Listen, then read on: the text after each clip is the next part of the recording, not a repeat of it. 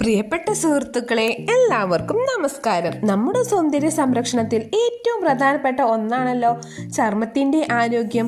എന്നാൽ കാലാവസ്ഥ മാറുമ്പോഴോ അല്ലെങ്കിൽ നമ്മുടെ പ്രായം കൂടുമ്പോഴോ നമ്മളിൽ പലരെയും അലട്ടുന്ന ഒരു പ്രധാന പ്രശ്നമാണ് ചർമ്മത്തിലെ വരൾച്ച അഥവാ ഡ്രൈ സ്കിൻ. മുഖം വലിഞ്ഞു മുറുകുക, തൊലി ഇളകി വരിക, ചർമ്മത്തിന് തിളക്കം നഷ്ടപ്പെടുക എന്നിവയൊക്കെ നമ്മളെ മാനസികമായി പോലും വിഷമിപ്പിക്കാറുണ്ട്. ഇന്ന് ഞാൻ നിങ്ങളുമായി പങ്കുവെക്കാൻ ആഗ്രഹിക്കുന്നത് ലളിതമായ ചില ശീലങ്ങളിലൂടെ എങ്ങനെ നമുക്ക് ഈ വരണ്ട ചർമ്മത്തെ മറികടക്കാം എന്നതിനെ കുറിച്ചാണ്. എന്തുകൊണ്ടാണ് നമ്മുടെ ചർമ്മം വരണ്ടതാകുന്നതെന്ന് നമ്മൾ ചിന്തിക്കാറുണ്ടോ? ചർമ്മത്തിലെ സ്വാഭാവിക എണ്ണമയം നഷ്ടപ്പെടുന്നതാണ് ഇതിന് പ്രധാന കാരണം. ഇത് പരിഹരിക്കാൻ ഏറ്റവും ആദ്യം വേണ്ടത് ശരിയായ രീതിയിലുള്ള മുഖം കഴുകലാണ്. പലരും പതയുന്ന ശക്തമായ സോപ്പുകൾ ഉപയോഗിക്കാറുണ്ട്. ഇത് സ്കിന്നിനെ കൂടുതൽ നശിപ്പിക്കും.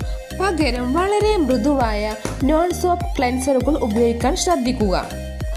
രണ്ടാമത്തെ കാര്യം മോയ്സ്ചറൈസിംഗ് ആണ്. കുളിച്ചു കഴിഞ്ഞാൽ അല്ലെങ്കിൽ മുഖം കഴുകി കഴിഞ്ഞാൽ 3 മിനിറ്റിനുള്ളിൽ തന്നെ മോയ്സ്ചറൈസർ പുരട്ടിയിരിക്കണം. ചർമ്മത്തിൽ ഈർപ്പമുള്ളപ്പോൾ തന്നെ ഇത് ചെയ്യുന്നത് ഈർപ്പം ചർമ്മത്തിൻ്റെ ഉള്ളിൽ നിലനിർത്താൻ സഹായിക്കും. നമ്മുടെ വീട്ടുമുറ്റത്തും അടുക്കളയിലുമുള്ള ചില കാര്യങ്ങൾ ഡ്രൈ സ്കിന്നിന് വലിയൊരു പരിഹാരമാണ്. ഉദാഹരണത്തിന് ഞാൻ പറയുകയാണെങ്കിൽ കറ്റാർവാഴയുടെ നീര്. ഇത് ചർമ്മത്തിന് നല്ലൊരു തണുപ്പും ഈർപ്പവും നൽകുന്നു. അതുപോലെ തന്നെ പാലും തേനും മിശ്രിതം മുഖത്ത് പുരട്ടുന്നത് ചർമ്മത്തെ മൃദുവാക്കാൻ സഹായിക്കും.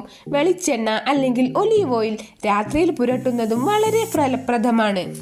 പുറമെ പുരട്ടുന്നതിനേക്കാൾ വലിയൊരു സത്യം നമ്മുടെ ഉള്ളിലേക്ക് ചെല്ലുന്ന ഭക്ഷണത്തിലാണ്. ധാരാളം വെള്ളം കുടിക്കുക എന്നത് ഒരു മരുന്നായി തന്നെ കാണണം. പഴങ്ങളും പച്ചക്കറികളും ഭക്ഷണത്തിൽ ഉൾപ്പെടുത്തുക. കൂടാതെ അമിതമായ ചൂടുവെള്ളത്തിലുള്ള കുളി ഒഴിവാക്കേണ്ടത് അത്യാവശ്യമാണ്. ചൂടുവെള്ളം മാത്രം ഉപയോഗിക്കുക.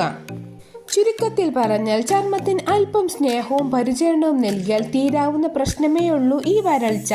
കൃത്യമായ ദിനചര്യയും ആരോഗ്യകരമായ ഭക്ഷണ രീതിയും ഉണ്ടെങ്കിൽ തിളക്കമുള്ളതും ആരോഗ്യവുമുള്ള ചർമ്മം നമുക്ക് നിലനിർത്താൻ സാധിക്കും. ഈ കാര്യങ്ങൾ നിങ്ങൾ നിത്യജീവിതത്തിൽ പകർത്തി നോക്കൂ. തീർച്ചയായും മാറ്റം നിങ്ങളെ തേടിയെത്തും. എൻ്റെ ഈ വാക്കുകൾ നിങ്ങൾക്ക് ഉപകാരപ്പെട്ടു എന്ന് ഞാൻ വിശ്വസിക്കുന്നു. നന്ദി, നമസ്കാരം. Thank you for watching.